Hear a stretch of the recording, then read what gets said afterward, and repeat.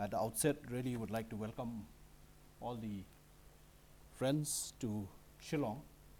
I, on behalf of the traditional institutions, the chiefs of Meghalaya, the Grand Council of Chiefs, as you can see in the flag there, comprises of the Federation of Khasi States, the Sardarship, the Council of Doloi from Jaintia Hills, and the Council of Nokumas from Garo Hills. It is an umbrella created to accommodate, to have a common view on common issues, just like as we are today trying to expand this deliberation.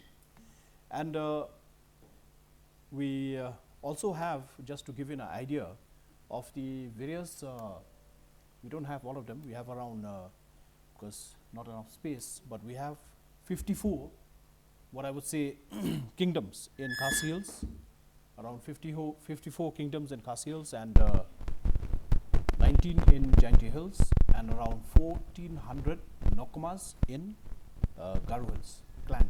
We are a clan-based society, as you are aware. So you will see these emblems and their flags of the respective Hima, what we call Hima or kingdoms. There is a reason why they have been referred to as a state. They were the erstwhile states in the Dominion of India. So, ladies and gentlemen, I would like to thank the chairperson, Mr. Bipin Jujo, and our distinguished other speakers, and Mr. Ruby Hembrom, Mr. Virginus Kaka, Mr. Xavier Mao, and also would like to congratulate in advance the subsequent release of a book by Alex Akop. I would also like to especially thank our friend Bodhi Hirani for the initiative on this matter. And I think I have about 20 minutes, I think, or so, and I'll try and do justice. I'll try and look at my clock and ensure that I'm within that time.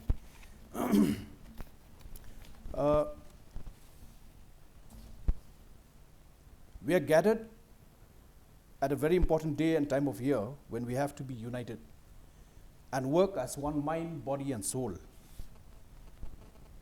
Today is a day of expression of our unison as unique indigenous people with special heritage, history, social customs, practices, and usages. We must remember our roots and ensure that this tradition is carried on to the next generation. We must move forward and make positive changes to further strengthen our indigenous systems of self-government. Through this first National Congress of the Tribal Intellectual Collective India, we have a unique opportunity to advance our rights as the first citizens of this great nation of nations, to improve the health and well-being of our people, to have to make sure the treaties and agreements we've made with governments are fulfilled. We must insist on equal treatment as equal governments with respect to accountability. This is about our people and communities who face numerous challenges. We will stand up, we will persevere. Many studies and reports have already provided plenty of analysis. The solutions are there. The longer we wait, the harder it is. With our demographics changing dramatically, young people are increasingly frustrated. Promises broken have just led to increasing frustration. So we are in a very tough situation if we don't move forward. Let's be clearly focused on the agenda: treaties, poverty, empowerment, and our other concerns of intergovernmental relations and politics. We need to insist on being part of the drafting of legislation whenever it interferes with our rights, as agreed in the preamble of the Constitution of India. Consultation is not enough. We own this issue it belongs to us. We have to take ownership of it. We need constitutional amendments to facilitate a separate partyless parliamentary, legislative or council body of India that will end the conflict of interest position that most, or rather all, parliamentary or state legislature and central governments are in. Friends, briefly, our constitution follows party-based parliamentary system where government and executive is directly accountable to the legislature. The Constitution of India is supposed to be federal in nature and unitary in spirit.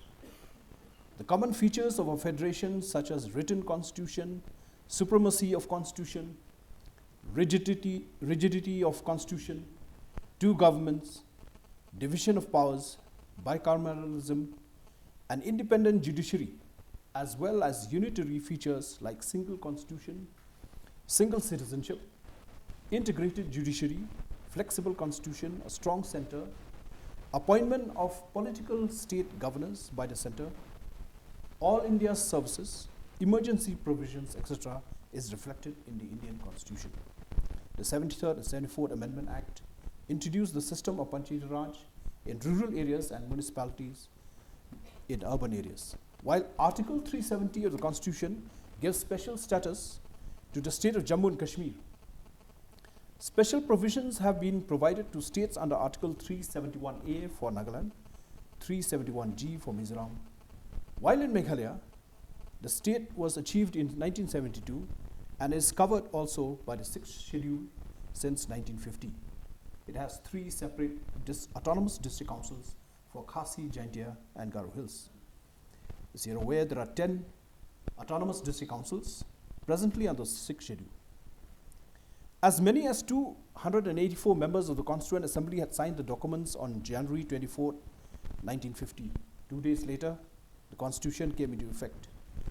The Constitution, as we know, was adopted by the Indian Constituent Assembly on 26 November 1949, and it came into effect on 26 January 1950. With its adoption, the Union of India officially became the contemporary Republic of India, and it replaced the Government of India Act 1935 as the country's fundamental governing document.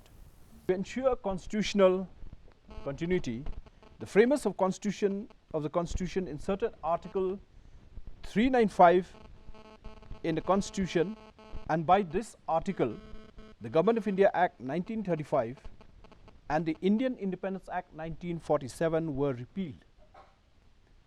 The Constitution declares India to be a sovereign, socialist, secular, democratic republic, assuring its citizens of justice, equality and liberty, and endeavors to promote fraternity among them.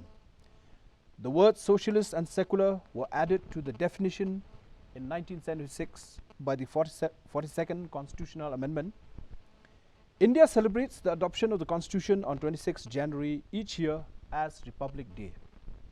This book is one of the world's lengthiest written constitution, which had 395 articles in 22 parts and 8 schedules at the time of commencement. Not bad. Thank you. So, this book is one of the world's lengthiest written constitution, which had 395 articles in 22 parts and 8 schedules at the time of commencement. Now, Constitution of India has 448 articles in 25 parts with 12 schedules, 5 appendices, and since then, the Constitution of India has been rewritten with more than 100 amendments which have been incorporated to it. Men, women, young and old, it's time to really stay together. No matter what hardship that we go through, and no matter what challenges we face, we have reached here today because our grassroots people have been awakened. Here at home, as indigenous people with treaties and national commitments unfulfilled for the last 67 years, it has been a challenge to comprehend and understand the over 400 articles of the Constitution of India. For example, very briefly, we find in the first schedule the definition of Khasi states within the state of Assam in the Constitution of India till today. Then the 6th schedule for Meghalaya has very controversial paragraphs, paragraph 20, 12A and 12AB. Traces of violation of human rights were done during the transition period itself, which is very much in debate presently in Meghalaya. Then the 7th schedule is also in conflict with social customary tribal laws. The 5th schedule contradicts the 6th schedule. Article 13, Article 14, 17, Article 19, Article 35, Article 143, Article 243A, Gram Panchayats, Part 9, the Panchayats, Article 243Q, Constitution of Municipalities, Article 244, 244A, formation of autonomous state comprising certain tribal areas in Assam, and creation of local legislature for council of ministers or both, therefore. Article 249, power of parliament to legislate with respect to a matter in the state list in the national interest. Article 252, Article 312, All India Services. I'm not sure if you're aware that the All India Services, for example, Assam Meghalaya cadre, have to mandatorily undertake an exam in Assamese and not in Khasi or in Garo. Article 325, Article 330, reservation of seats for scheduled castes and scheduled tribes in the House of the People. The democratic parliament and state electoral process in India is deflated and no more democratic. As past surveys show, without a doubt, that the higher the assets of the candidates, the higher the rate of success in the Indian electoral fray.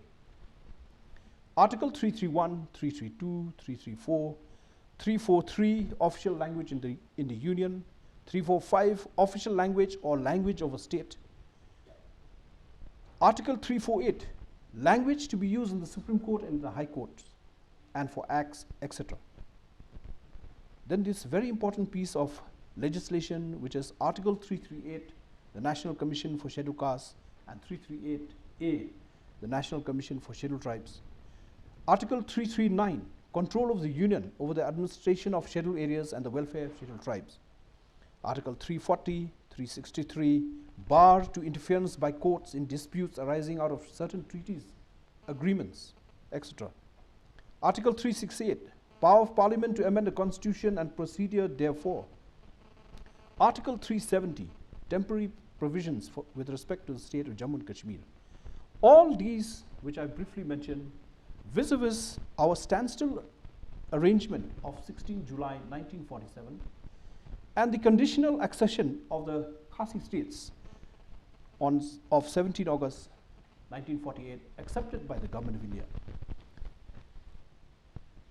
India, as we understand, is a federation of nations and states, and we may reflect and recall that some federations, the central government, is quite dominant and can be cohesive in relations with the constituent units. In others, there's more equality and a greater emphasis on consultation and negotiated agreements. While all federations combine some measure of cooperation and conflict between governments, the political climate of intergovernmental relation in federations differ greatly. Brothers and sisters, among this maze of articles within the Constitution of India, we have a small constitutional authority in the frame of this federation called India through the National Commission for Scheduled Tribes under Article 338A, which, to cite an example, our specific case relating to our accession terms and treaty, and after in-depth hearing and study on the matter, the National Commission for Scheduled Tribes sent a directive on 26 April 2012 to the Ministry of Tribal Affairs and to the Ministry of Home Affairs on 6 January 2014 and 27 August 2014 to the Government of India to look into the fulfillment of the national commitments made between Government of India and the Federation of Khasi States. After persistently pursuing for the last 4 years with the mandate of this important article, the National Commission for Scheduled Castes under Article 338 and the National Commission for Scheduled Tribes under Article 338A, and seeing the merry-go-round policy of concerned ministries and the response time taken, we found to our horror and disbelief that the spirit and noble intentions of this important Article 338 to look into the welfare of the scheduled tribes and scheduled castes of India has been quietly manipulated by conflict of interest at various levels. My friends, we would like to dwell a bit on this very crucial and important piece of legislation, Article 338, and request this gathering to bear with me, to unite and raise the voice of concern as to the ineffectiveness of this article.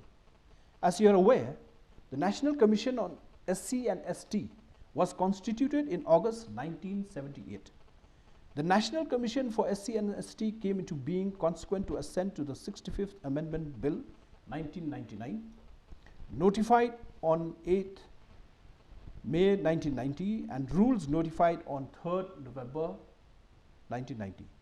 Further, the 89th Amendment of the Constitution came into force on 16 February 2004, bifurcated and constituted the National Commission for Scheduled Tribes, set up under Article 338 to oversee the implementation of various safeguards provided to scheduled tribes and under the Constitution.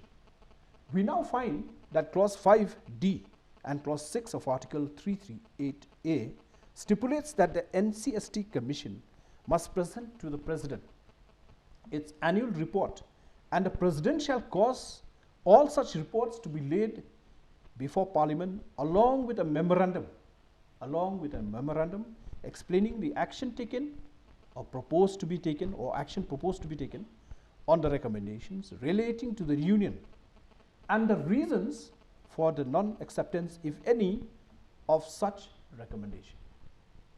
Further, Clause 7 of Article 338 provides that any part of the report that relates to any state government, copy of such report shall be forwarded to the governor of the state so that it is laid before the legislature along with a similar memorandum explaining the action taken or the action proposed to be taken on the recommendations relating to the Union and the reasons, if any, for the non-acceptance of any of such recommendation.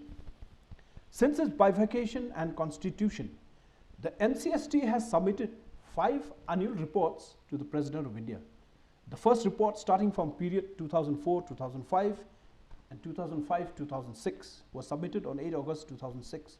The second report for 2006 and 2007 submitted on 3rd September 2008, while the third report for 2007-2008 was submitted on 29 March 2010.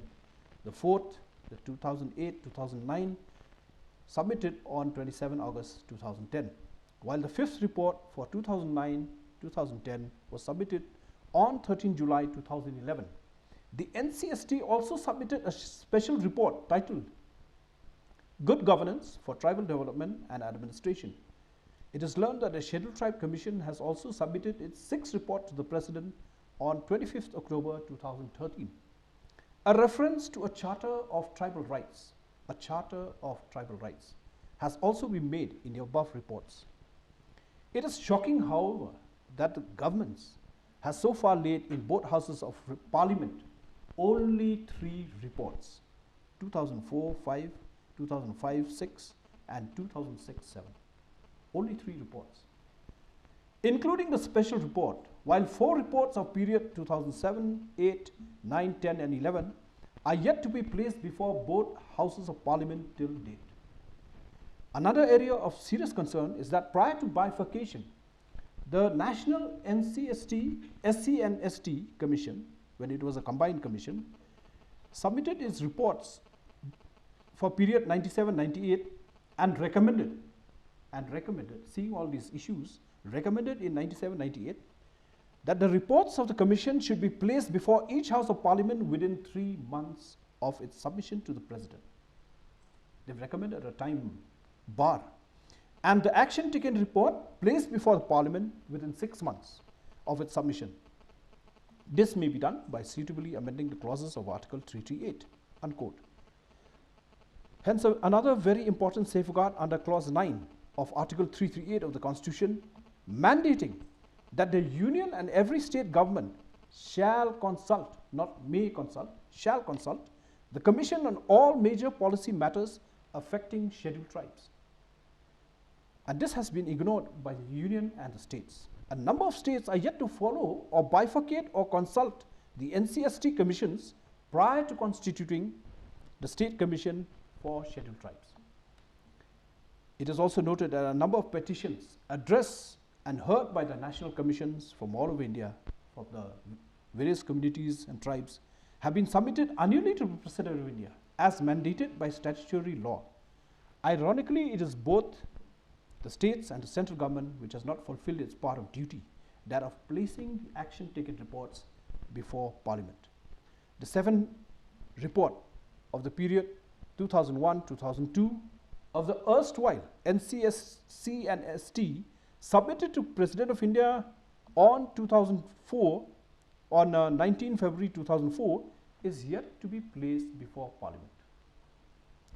Failure to place the reports along with action taken reports before both houses of Parliament is a serious miscarriage of justice and violation of constitutional and guaranteed human rights.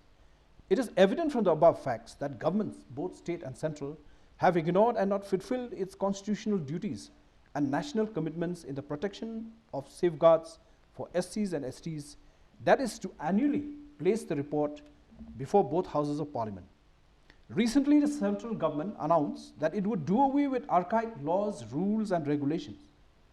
Under the circumstances, the centre must look into the flaws and lacuna that exist in a number of laws, rules and regulations which are hampering the development of the marginalized indigenous tribal people.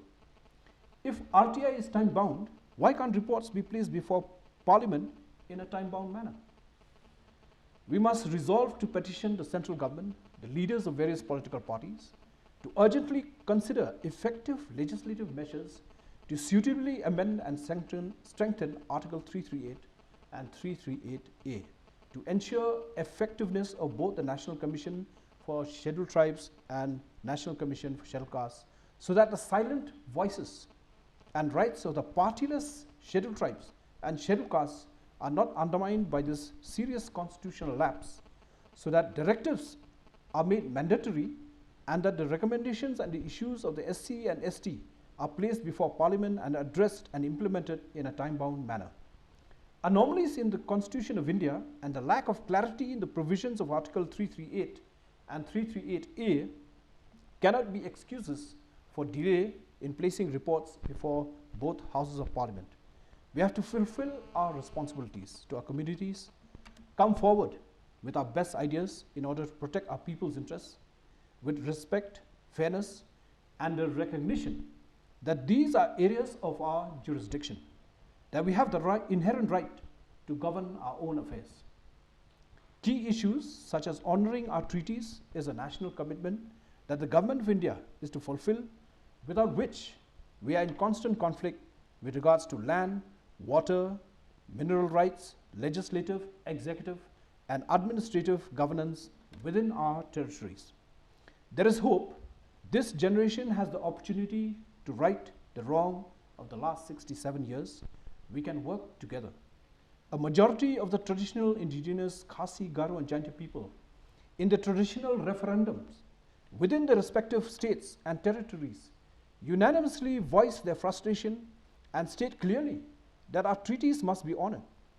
The Khasi, Garo and Jaintia people agree that a deal is a deal. We democratically debate today and we will pass resolutions for approval by the Tribal Intellectual Collective India. Most of the political parties express the support for the issues.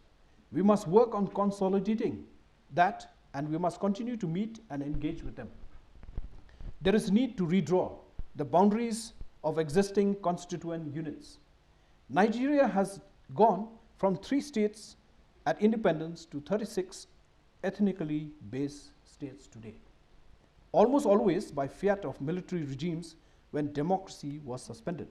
While in Switzerland, the new canton of Jura was constituted after a complicated referendum, making it a total of 26 cantons today. I look forward to your inputs, possibilities, and advice on how to approach the issues close to us. It's been my privilege to meet with you all. I take my responsibility as Chairman of the Grand Council of Chiefs of Meghalaya seriously, very seriously, and I know you take your responsibilities as the representatives and voices of your groups and people just as seriously. We must all ensure that the consensus we are building together, continues to grow.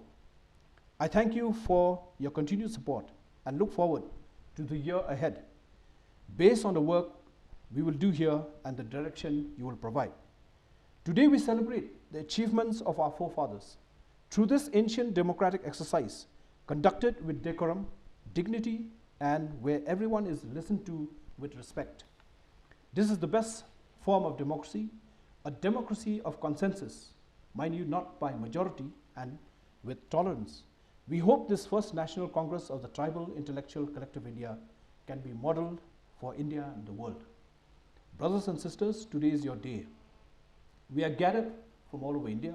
I salute you and wish you the choicest of blessings on this historic day. Welcome once again to all of you here and enjoy this first National Tribal Congress in Shillong. Thank you. Khlieh Mithila.